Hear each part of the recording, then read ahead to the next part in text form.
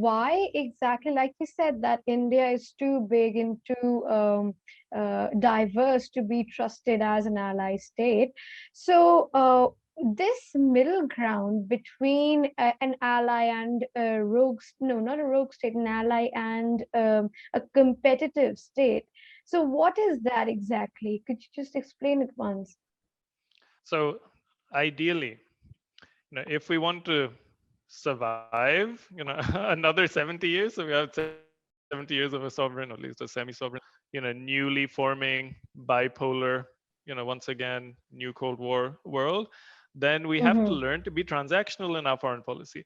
It's not enough to just be happy Mm-hmm. when, the US pays attention to us, that, oh, we got Mm-hmm. included in the club, or they promised to give us a seat on the UN Security Council. That's the biggest joke of all, because they dangle it in front of us like a carrot, but the truth is they're not going to give India a permanent seat with a veto at the Security Council. They're just going to give us second grade status. So the reform plan is not to expand the P5. The Mm-hmm. original five will still be permanent members and have a veto, and then they'll add India, or they'll add Germany, they'll add Japan as permanent members without a veto.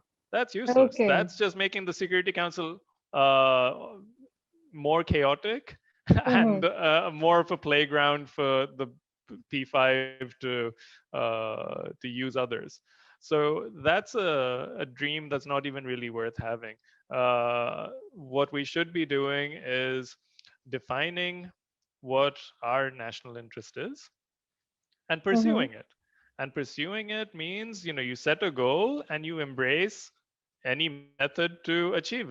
And that can mean sometimes working together with the US. It can mean sometimes working together with China. It can, what matters is that you're pursuing your interests and you're exacting a cost from it. So, for example, at the moment, we've been included in the Quad, Mm-hmm. and we're just, our media, seems happy. Oh, we've been included in the Quad, that means things are changing, that means, daddy USA is going to save us. No. And also because if you look at the statements that are issued by the Quad, I don't see any Indian interests being represented there. It's all, American, Japanese, and Australian interests that are being pushed as agendas. Uh, does does the Quad ever talk about the Indo-Tibetan border? Does it talk Mm-hmm. about the skirmishes that we have with the People's Liberation Army? Does it Mm-hmm. talk about uh, the disputed border? Does it talk about Chinese ownership of media, or affiliations of political parties within the country? No. So what are we getting out of it except from apart from a warm feeling inside that we've been included? That's that's what needs to change. That we need to demand a price for our cooperation. That we can't just let them think that, oh, look at this country, it has an army of 1 million people. If we throw them a bone once in a while, the attack Mm-hmm. dog will bite the Chinese. What kind of role is that? Is that what a sovereign country with a rich civilizational history should be? Should we be the attack dog of a superpower? That, oh, this way they don't have to sacrifice their troops to China Mm-hmm. because we're doing it anyway because of our Mm-hmm. border issues. That's very unfortunate. And you need a much bolder foreign policy vision, that this is what you have to establish. This is what India is about. This is our ideology. This is our vision. This is our goal for the next 100 years. And diplomacy, foreign policy, domestic policy, all is channeled by that. At the moment, India never defined it. After independence, did we define, what, India's vision is, what India's purpose is, what our self-interest is? Did we define what the social contract is, between the state and the citizen? Not really. And as a result, we have state institutions that don't have an identity, don't have a vision, don't have an ideology, don't have a long-term set of goals.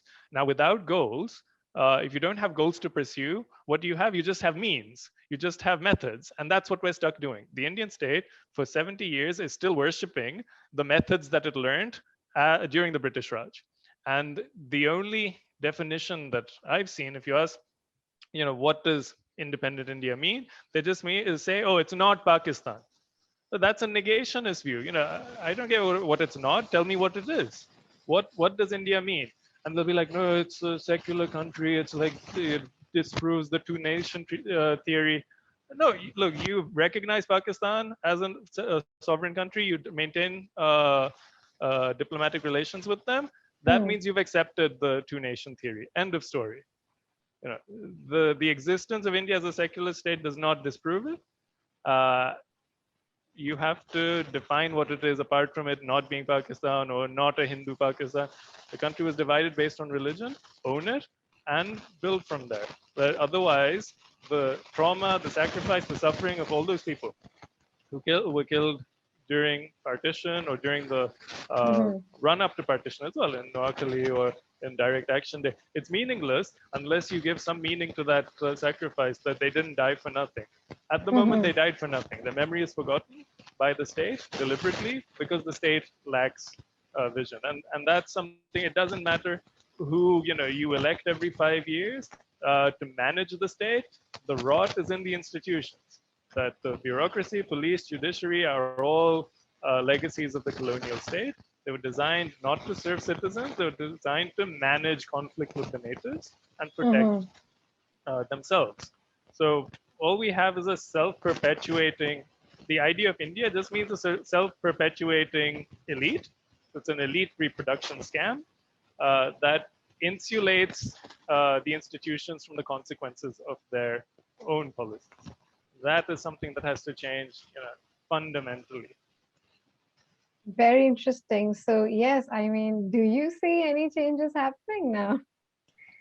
Um, no, not really. All I see at the moment is incrementalism. The trying to improve the delivery of welfare, which is good in itself. Hmm. But that's short termism. That Hmm.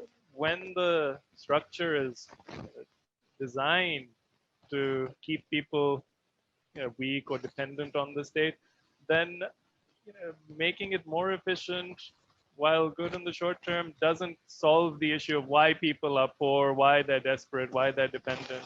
So you have to imagine radical reform of the constitution, of the judiciary, of the police, of the bureaucracy, and Hmm. that vision has not come forth so far.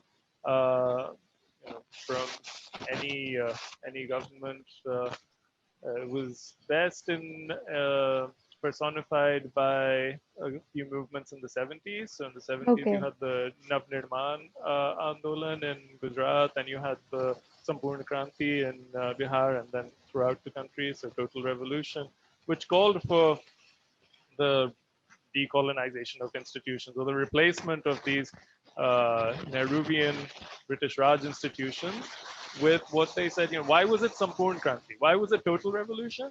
Because it was not just political, it was political, social, economic, spiritual, moral. It was about revivalism of the country, building it up in the image of its people.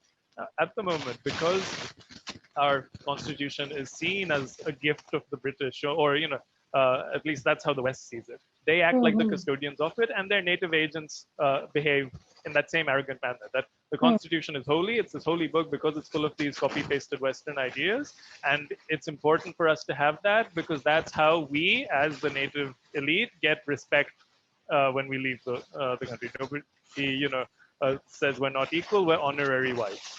But Hmm.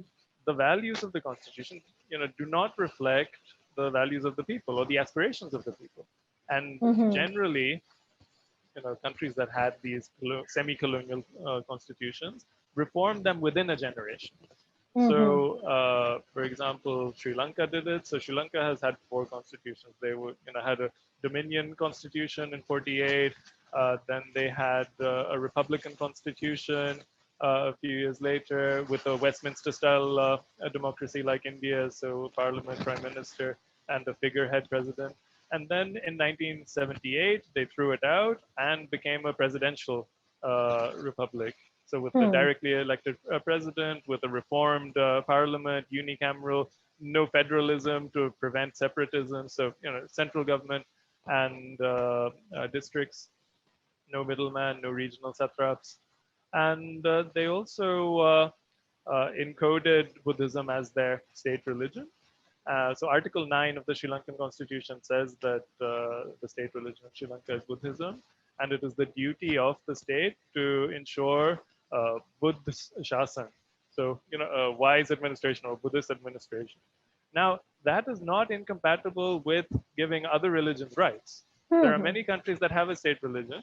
Yeah, even in our neighborhood. So Bangladesh also, is both a secular country and has Islam as its state religion. So it's first among equals. So other religions and their communities all have the same rights. So they solve their secularism dilemma organically, based on the values of the people. Ghana is another example that when Ghana got its independence, Nkrumah, the prime minister, soon saw that the constitution they got was designed to cripple them. It was designed to Mhm. prevent radical change. It was designed to prevent any challenge to the economic and geopolitical relations that the British enjoyed with their former colonies. So he created a referendum to abolish the constitution and replace it with a presidential form of governance. And he then transitioned from being the first prime minister to the first president. And there Mhm. was clear separation of powers then, that the president is the head of the executive, parliament is for making laws, and the judiciary is for judicial oversight. So now that's something that we unfortunately missed our chance, that there was a movement for this in the 70s, but uh, why did the emergency take place? So Indira Gandhi imposed the emergency because she said there was an internal threat to the country. The Mhm. internal threat to the country was Morarji Desai's Navnirman and Mhm. Jayaprakash Narayan's Sampurn Kranti, because they were the mass movements that were demanding this sort of change. Mhm. And unfortunately, during the emergency, we saw certain amendments to the constitution, the dubious ones. So the 42nd Amendment pushed through, when the opposition was in prison. And Indira Gandhi also had some, a vision. She said she wanted to build a state with a committed bureaucracy, committed judiciary, committed press. And committed means committed to the objectives of the party. So not independent judiciary, independent press. Uh, so there was so much damage done to the constitution during the emergency that even after the emergency ended and the remnants of Sampurn Kranti created the Janata Party alliance and came to power under Morarji Desai, they came to power promising the moon, that they would undo every amendment made to the constitution during the emergency, that Mhm. they would blacklist historians that had been placed by the CPI to distort NCRT, to distort JNU, to distort syllabuses, UPSC, Mhm. remove them and remove their works from the syllabus. They even proposed, together with Sri Lanka, that the Red Cross in India should be renamed Red Swastik, because it's the Red Crescent in the Islamic world, Red Mhm. Cross in the Christian world. So Sri Lanka and India had a joint proposal at the International Red Cross in Geneva to Mhm. rename it Red Swastik in these two countries. So that Mhm. was quite radical. None of it actually happened. The government only lasted 20 months. And the Oh. constitution is designed in such a way that doesn't matter if you won a historic mandate in the lower house. That's not enough to change the constitution. It's not enough to amend it or even undo the amendments. So we have a very conservative constitution. There's these judges who are like, oh yeah, it's a living, breathing document, and it's like this wonderful, magical document that gives social justice and rights where there was nothing before. That's not the case. It's a rigid, conservative document that they think achieved perfection during the emergency and now is impossible to change. And that's made by this basic structure doctrine and the uh, difficulty in repealing the amendments of the emergency era. Quite true. So we can say that there is a total decolonization of Indian institutions that is very imminent and that should be executed very well. Please remember to subscribe to us and switch on the notifications for this channel. For our other social media links, more content, and to support our work, please visit citti.net. Dhanyavad. Namaskar.